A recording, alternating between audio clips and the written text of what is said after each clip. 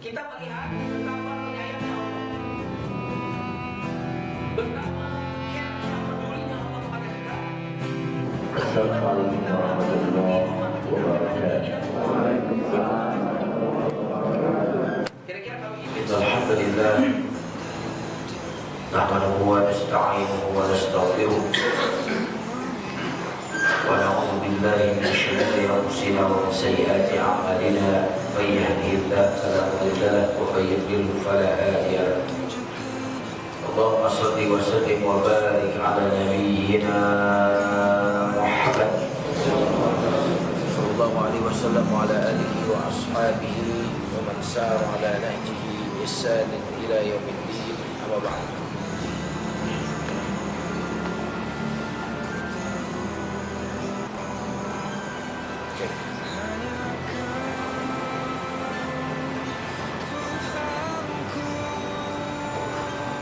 Cek Allah.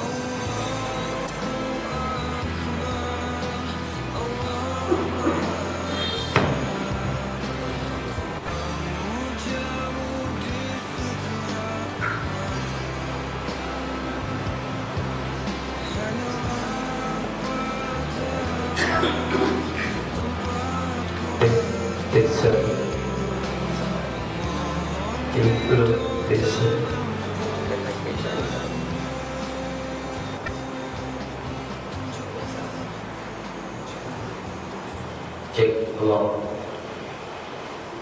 Jamaah sekalian yang dimuliakan Allah Subhanahu wa taala, kita mulai kajian kita pada malam hari ini dengan doa terlebih dahulu. Astaghfirullahaladzim, astaghfirullahaladzim, astaghfirullahaladzim. Rabbi na'udzubika min hamazatis syayatin wa na'udzubika rabbi an yahdurun. Akhrijna min zulumatil jahli wal wahmi ila anwaril ma'rifati wal ilmi wa akhrijna min umurish syahawat ila jannatil qurban. Allahumma inna na'udzubika minal hammi wal hazan wa na'udzubika minal ajzi wal kasal wa na'udzubika minal jubni wal bukhli wa na'udzubika min ghalabatid dayn wa qahrir rijal. Walhamdulillahi rabbil alamin. Kita baca basmalah. Bismillahirrahmanirrahim. Tema kajian kita malam hari ini bertemakan merawat semangat ibadah setelah Ramadan. Jamaah sekalian yang dimuliakan Allah Subhanahu wa taala, semangat adalah motor penggerak kita untuk maju ke depan. Betul kan? Jadi semangat itu motor penggerak kita untuk bergerak maju. Berarti orang yang enggak punya kemajuan sebenarnya karena lemahnya semangat. Semangat itu seperti dua sayap burung. Jadi tanpa dua sayap itu burung tidak akan bisa terbang tinggi. Maka orang-orang yang bersemangatlah yang akan terbang tinggi menuju Allah. Dan terbang tinggi itu yang akan membuat kita jauh dari hal-hal yang rendah. Betul kan? Biasanya kalau burung masih rendah-rendah rawan ditembak. Kalau layang-layang masih di bawah biasanya bisa nyangkut. Iya kan? Pesawat juga kalau belum stabil ketinggiannya masih rawan, sehingga seat beltnya harus dipasang sampai benar-benar pesawat itu pada ketinggian yang sempurna, baru kemudian boleh Anda melepaskan seat belt, boleh Anda ke MCK. Kenapa? Karena dia sudah sampai pada ketinggian. Maka semangat ini yang akan membuat kita terus berada di dalam ketinggian. Nah, kalau kita sudah tinggi, itulah yang akan membuat kita gak suka sama yang rendah-rendah, gak suka sama yang hina-hina, karena semangat kita tinggi. Kalau orang suka kepada yang remeh-temeh, senang kepada yang sifatnya kecil-kecil, yang hina, ghibah, berantem, kesinggung, itu biasanya orang-orang gak punya semangat tinggi. Orang-orang yang punya semangat tinggi nggak ada waktu untuk bertengkar karena disebabkan hal-hal yang kecil. Halo, ganti aja sama yang mic biasa aja kalau ada. Ini di sini nggak sering pengajian jadi baterainya habis. Kalau nggak ada pengajian baterai nggak habis-habis ya. Tapi karena sering dipakai ini. Nah, terima kasih banyak. Cek, ini keren. Matiin aja nih. Kita buat ini.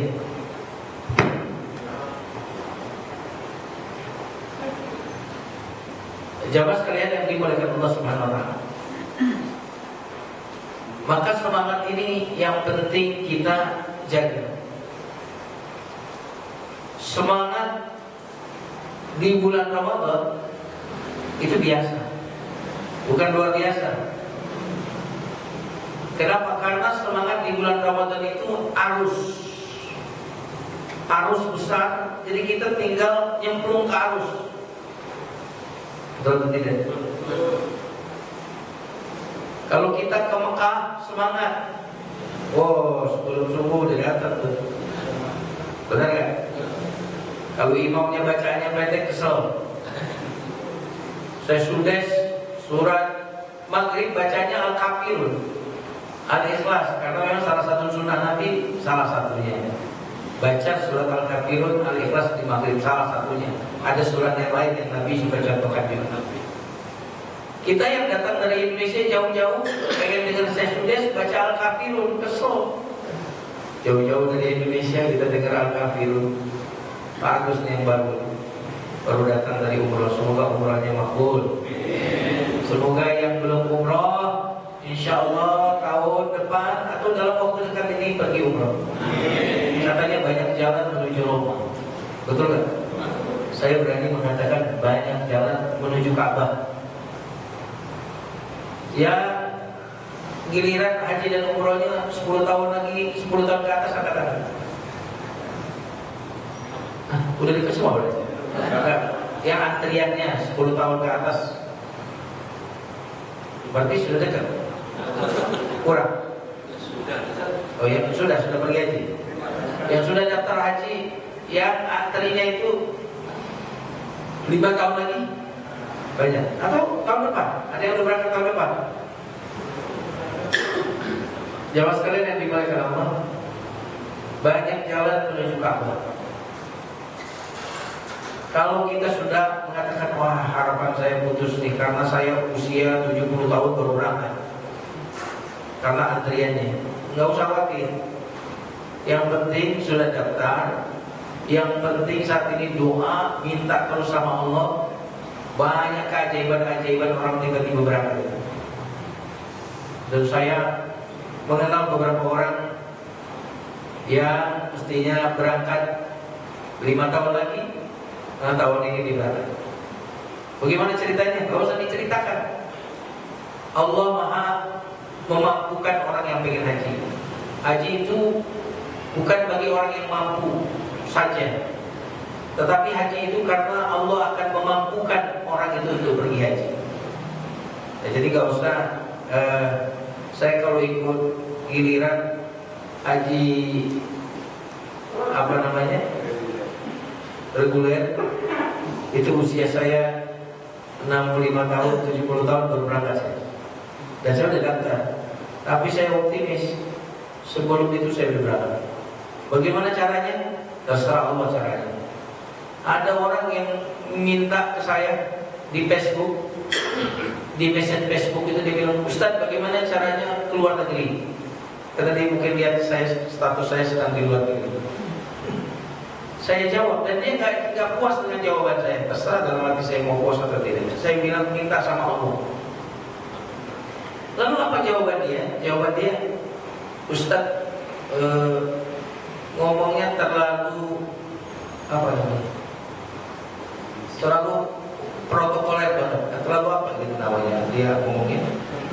Seperti dia tersinggung. Saya bukan orang musyrik, Ustaz. Saya bukan orang musyrik yang tidak minta kepada Allah. Dia bilang jawab, sepertinya dia tersinggung. Padahal saya jawab sesungguhnya demikian, minta sama Allah. Saya pengen tahu caranya, Ustaz. Jawaban seperti itu tidak mengenakan saya. Tapi saya nggak mau jawab, karena memang jawaban saya kepada siapapun. Saya pengen apa? Pengen naik haji, pengen umroh, pengen keluar negeri. Saya akan jawab dengan jawaban yang sama. Minta sama Allah. Caranya, ya Allah nanti ngatur. Ada cara Allah yang tidak pernah kita pikirkan. Karena kalau kita pikirkan, jadinya kayaknya masih jauh. Karena kita melihat dengan pikiran kita. Tetapi kalau melihat dengan kebesaran Allah, dulu ada jamaah kita bagus yang di apa namanya, Kuningan itu, yang jual apa? Apartemen orang Qatar boleh. Nggak pernah nyangka di berangkat tahun itu, karena tiba-tiba orang yang mau sewa apartemen itu, nanti kamu kalau saya jadi untungnya buat apa? Saya mau pergi haji. Emang kamu belum pergi haji? Itu orang kata. Belum. Berapa? Masih lama saya antrinya. Kamu pengen berangkat tahun ini gitu. Ditawarin sama orang Qatar berangkat. Bagus tawaran. Kalau saya selama ini bagus di rumah beliau. Di jamaah sekalian yang dimuliakan Allah Subhanahu wa taala. Jadi semangat. Semangat itu adanya di mana? Di sini. Bukan di fisik. Fisik kita ini akan menua. Tetapi semangat itu bisa terus mudah terus. Benar kan? Jadi yang sudah tua-tua memang gak bisa dihindari badan kita ini berkurang, pendengarannya, penglihatan, tetapi spirit kita itu bisa tambah tua, kita tambah luar biasa spiritnya. Nah yang ini yang harus kita jaga, sehingga isi kita ini tidak menjadi penghalang bagi kita untuk melakukan ibadah, disebabkan oleh semangat kita. Nah semangat ini yang membuat kita tidak merasakan kelelahan fisik. Semangat inilah yang membuat kita kemudian tidak merasakan sakit. Makanya orang-orang yang pergi haji, pergi umroh, yang tua-tua itu kuat ke masjid. Padahal jalannya pelan, gitu, lama. Soal kenapa? Karena spiritnya ada di sini. Maka kita perlu merawat semangat ibadah ini. Sekali lagi, semangat di bulan Ramadan itu biasa. Gampangnya begini, kalau kita dari luar panas, tiba-tiba masuk ke ruang ber-AC, gimana rasanya? Hah? Yes, gitu ya. Karena suhunya sudah dingin. Sama kalau kita di bulan Ramadan, arusnya sudah bagus, masuk langsung culit. Masjidil Haram langsung culit, arusnya tinggal ikut arus. Tetapi merawat semangat pasca Ramadan itu yang jauh lebih penting. Kalau di Ramadan kita semangat, setan dibelenggu, maka seharusnya pasca Ramadan saat setan dilepas, semangat kita harusnya lebih tinggi. Kenapa? Karena saya sering mengatakan Ramadan itu pelatihan. Kalau latihan itu kondusif, Pak. Latihan pemadam kebakaran, airnya ada, apinya ada, tapi apinya controllable apinya. Air pasti ada, namanya juga pelatihan. Tapi kalau kebakaran beneran, airnya pasti ada nggak dekat situ? Betul, lebih sulit. Makanya jangan sampai kita Ramadan merasa perlu bersemangat ibadah, lalu pasca Ramadan saat setan dibelenggu, realitas yang sesungguhnya pasca Ramadan ini lebih membutuhkan semangat kita untuk beribadah. Nah, jamaah sekalian yang dimuliakan Allah Subhanahu wa taala, bagaimana caranya kita bisa bersemangat di dalam beribadah, menjaga semangat terus? Dari mana energi semangat itu kita dapatkan? Jawabannya adalah dari besarnya rasa syukur. Nanti saya akan kasih dalil bagaimana rasa syukur ini membuat fisik yang sudah lemah itu tak lagi dihiraukan gara-gara rasa syukur yang luar biasa. Ketika Nabi sholat bengkak-bengkak, kita tahu betul hadis ini sering disampaikan para ustaz. Kata istri beliau, sudah diampuni dosamu yang lalu dan yang akan datang. Mengapa engkau begitu luar biasanya ibadah sampai terpecah-pecah telapak kaki, sampai bengkak-bengkak kaki? Nah, ini rahasianya. Apa kata Nabi? Afala uhibbu an akuna 'abdan syakura. Tidakkah aku ingin menjadi hamba yang bersyukur? Pasti teman-teman belum terlalu nyambung dengan koreksi dengan hadis ini. Telah diampuni dosamu yang lalu dan yang akan datang. Terang aja ya Muhammad, kan udah diampuni, udah dijamin. Tapi apa jawaban Nabi? Kalau udah diampuni, apa gak pengen saya bersyukur? Biasanya syukur itu kalau dapat apa? Syukur itu kalau dapat apa? Bapak dapat apa baru bersyukur? Hadiah, dapat apa? Dapat nikmat kan? Dapat nikmat kan? Kalau dapat mobil bersyukur nggak? Dapat rumah baru bersyukur nggak?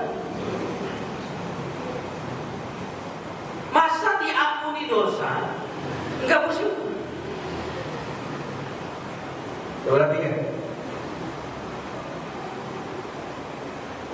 Mana yang lebih besar Pak kenikmatan ini? Diberi apa? Diberi mobil baru atau diberi ampunan? Ampunan. Hari ini Bapak dapat mobil Pajero atau Lamborghini, bersyukur Pak? Bagaimana energi Bapak saat mendapatkan mobil baru itu? Lemah energinya atau bersemangat tinggi? Kenapa? Karena Bapak mendapatkan sesuatu yang Bapak anggap itu sesuatu yang besar, nikmat yang besar. Pertanyaannya, adakah nikmat yang lebih besar dibandingkan dengan ampunan? Nah, ini dia di otak kita ini. Kita hanya melihat nikmat itu sesuatu yang material. Betul ya? Kalau dapat materi, sesuatu yang bentuknya materi, uang, harta, kedudukan, besar sekali kesyukuran kita, gagah sekali kita, bersemangat sekali kita. Tetapi ketika kita mendapatkan nikmat-nikmat spiritual, kok biasa saja responnya, dia dapat.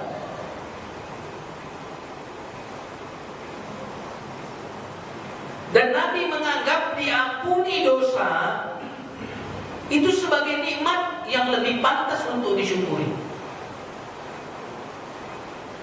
Berarti kita akan mensyukuri sesuatu yang kita anggap nikmat. Sesuatu yang tidak kita anggap nikmat, tidak akan kita syukuri. Betul. Nah, kemarin tuh puasa Ramadan kita sering dengar hadis man shoma Ramadana, terus imanan wa ihtisaban ghufira lahu ma taqaddama min dhanbihi. Siapa yang puasa Ramadan dengan sungguh-sungguh karena iman dan berharap pahala, diampuni dosa-dosa. Sama dengan Nabi yang telah diampuni dosa-dosa. Kata Nabi apa tadi? Apakah aku tidak ingin? Kalau udah diampuni, ngapain sih mati-matian beribadah ya Rasulullah? Kenapa aku gak ingin mensyukuri? Ya. Dan kita dapat iman yang sama. Siapa yang berpuasa Ramadan imanan wa ihtisaban ghufira lahu ma taqaddama. Itu satu hadis. Hadis yang lain apa lagi? Man qama Ramadana imanan wa ihtisaban ghufira lahu ma taqaddama. Siapa yang sholat tarawih karena iman dan ihtisaban, diampuni dosa-dosa. Belum selesai di situ. Ada lagi hadis yang lain. Man qama lailatal qadri ada Lailatul Qadrinya. Kalau tadi man shoma Ramadan imanan, wa man qama Ramadan imanan wa ihtisaban. Kalau hadis yang terakhir ini, man qama Lailatul Qadri imanan wa ihtisaban, ghufira lahu ma taqaddama min dhanbi. Kemarin puasa enggak Ramadan? Puasa. Diampuni sudah dosa-dosa. Tarawih enggak? Tarawih diampuni sudah dosa-dosanya. Sebelum malam hari terakhir tarawih enggak? Tarawih telah diampuni dosa-dosanya. Apakah kita tidak ingin menjadi hamba yang bersyukur?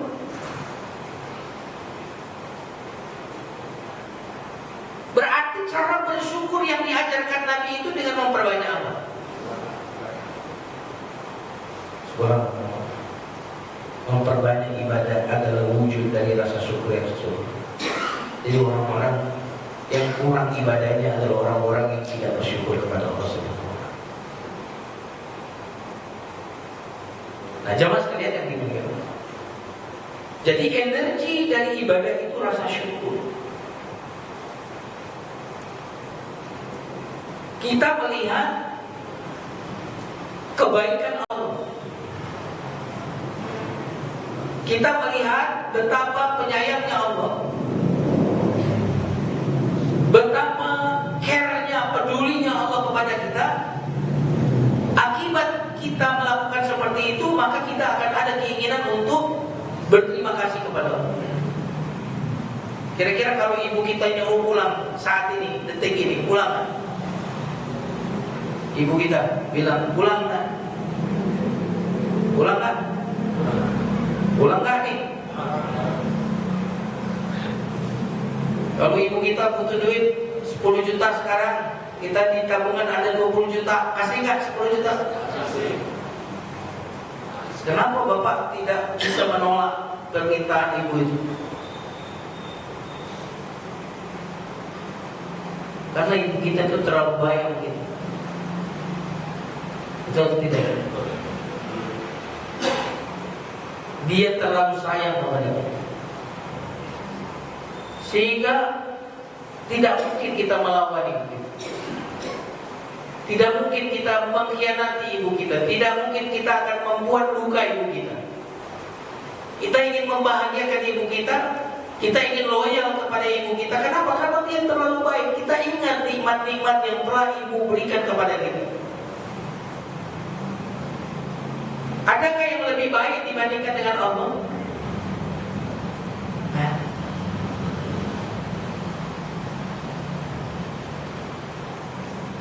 Nah, karena itulah kenapa iblis itu, Pak, target dia itu membuat kita tidak bersyukur. Target iblis.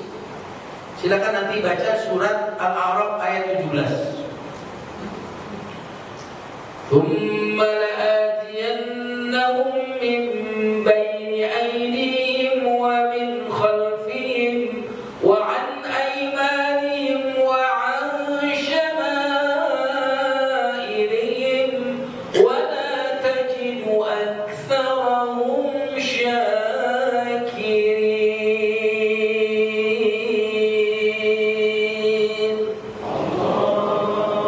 Surat Al-A'raf ayat 17.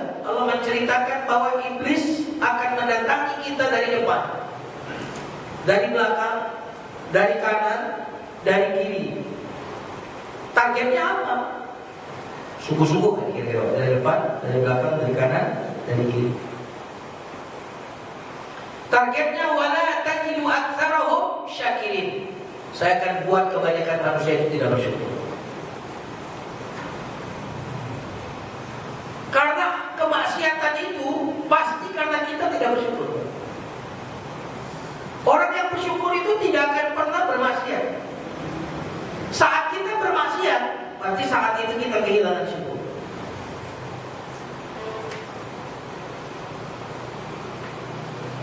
Nah, bagaimana caranya iblis membuat kita tidak bersyukur agar spirit ibadah kita menurun?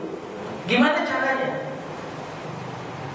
Iblis mengingatkan kita kepada penderitaan hidup. Iblis akan mengingatkan kita kepada musibah yang menimpa kita.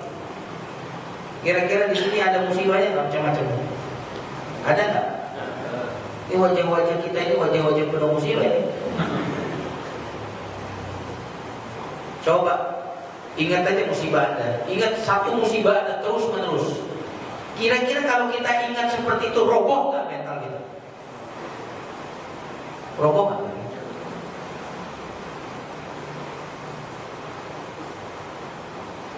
Ingatlah kesulitan hidup, penderitaan hidup Anda, ingat terus.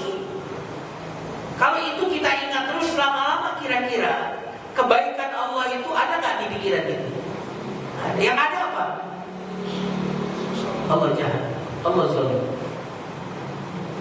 Tuhan itu nggak ada. Tentu tidak. Makanya orang-orang yang ditimpa musibah itu perlu kita datangi, perlu kita hidup, perlu kita kuatkan. Itu namanya takziah. Takziah itu artinya apa? Menguatkan, menghibur. Kenapa? Karena dalam kondisi musibah orang melupakan nikmat. Dia sedang pikirannya dipenuhi oleh kesulitan hidup itu. Sampai banyak nikmat Allah itu gak kelihatan. Dan untuk menutup yang lain itu gak perlu kita membutuhkan penutup yang besar. Cukup tempelkan daun ke mata kita, maka udah gak terlihat. Betul gak? Daun kecil atau besar? Daun sebesar mata kita ini tempelin, kelihatan gak? Dan manusia yang melihat penderitaan itu membuat penglihatannya menjadi pendek, sehingga dia tidak lagi melihat karunia Allah. Orang yang tidak bersyukur senantiasa melihat musibah jauh lebih besar daripada karunia. Tapi orang-orang yang bersyukur senantiasa melihat karunia lebih besar daripada musibah.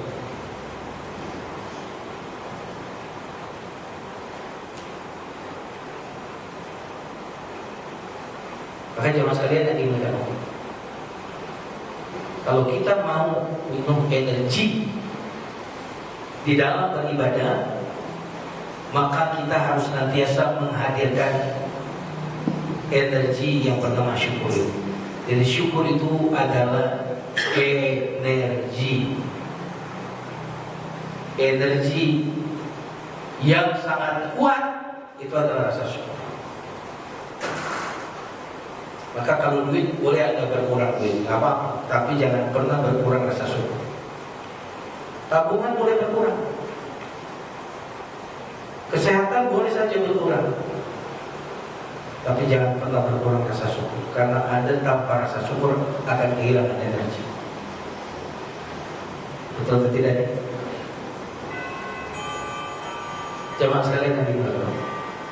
Nah, karena itulah Allah mengaitkan syukur ini dengan ibadah di dalam surat Al-Baqarah ayat 172. Allah Subhanahu wa taala berfirman, "Washkuru lillahi in kuntum iyyahu ta'budun."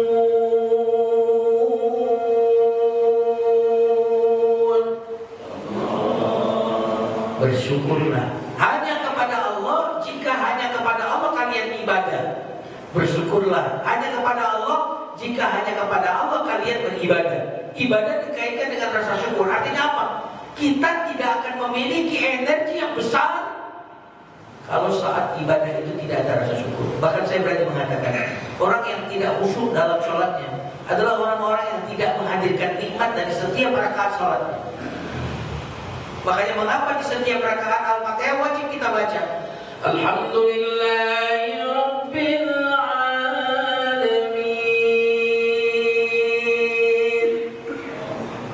Rakaat kedua Alhamdulillahi Rabbil Alamin. Rakaat ketiga Alhamdulillahi Rabbil Alamin. Alhamdulillah itu artinya apa? Hadirkan nikmat Allah.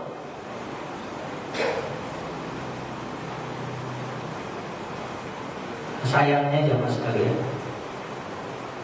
kita itu terlalu ambisi dengan duit, sampai-sampai merasa dapat nikmat itu kalau punya duit. Lupa kita ada nikmat yang lebih besar. Masih ada waktu? Berapa menit lagi? Oke.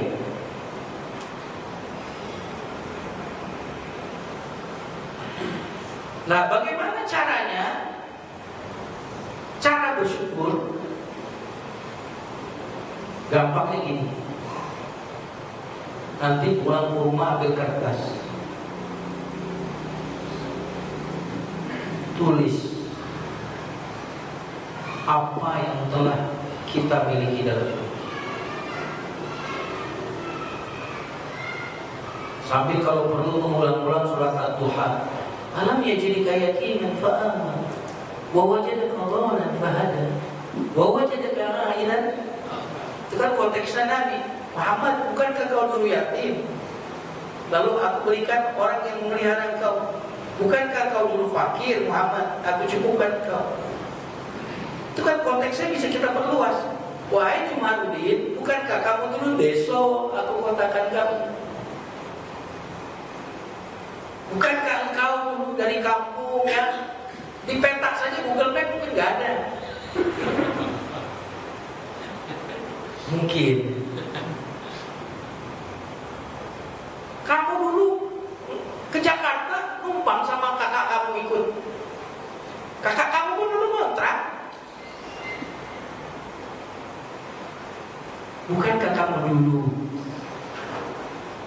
lemah, miskin, nggak dikenal, nggak disapa orang, nggak dianggap orang, lalu hari ini kau telah diberikan oleh Allah ini itu? Bukankah kamu dulu dan bandingkan dengan sekarang? Bukankah kamu dulu bandingkan dengan sekarang? Bukankah kamu dulu bisa nangis? Ya Allah, panjang sekali Allah telah menuntun kita sehingga kita sampai di hari ini tinggal di komplek Barangkali Bang Reksa. Bang orang baru mimpi mau tinggal di Bang Reksa. Baru mimpi. Orang-orang saat ini baru mimpi bagaimana nyicil rumah. Betul. Kalau dulu, wah, mulai cicilan 150.000 dulu. Kalau sekarang berapa tuh? Hanya berapa Pak sekarang Pak? Kalau rumah hanya 1 miliar. Hari ini begitu. Kalau dulu 1 miliar itu rumahnya mungkin 2 kali lipat masjid ini kali. Kalau sekarang rumah 1 miliar, rumah petak. Betul tidak? Orang-orang sekarang ini gimana bisa dapat rumah? Antum sudah dapat rumah, ya, sudah punya kendaraan, sudah punya ini, subhanallah. Tidakkah kita ingin bersyukur? Nah, saya mau tanya lagi. Kalau kita bersyukur, ditambah nikmat yang lama aja udah gak bisa kita hitung. Terus kita bersyukur, ditambah gak nikmatnya? Kenapa? Ini gak bisa dihitung, ditambah pula. Bagaimana ngitungnya? Kalau ngitung aja gak bisa, bayarnya bisa gak? Oke, terakhir. Bersyukur itu sendiri nikmat gak? Kalau bersyukur itu nikmat, berarti wajib gak bersyukur itu kita syukuri pula?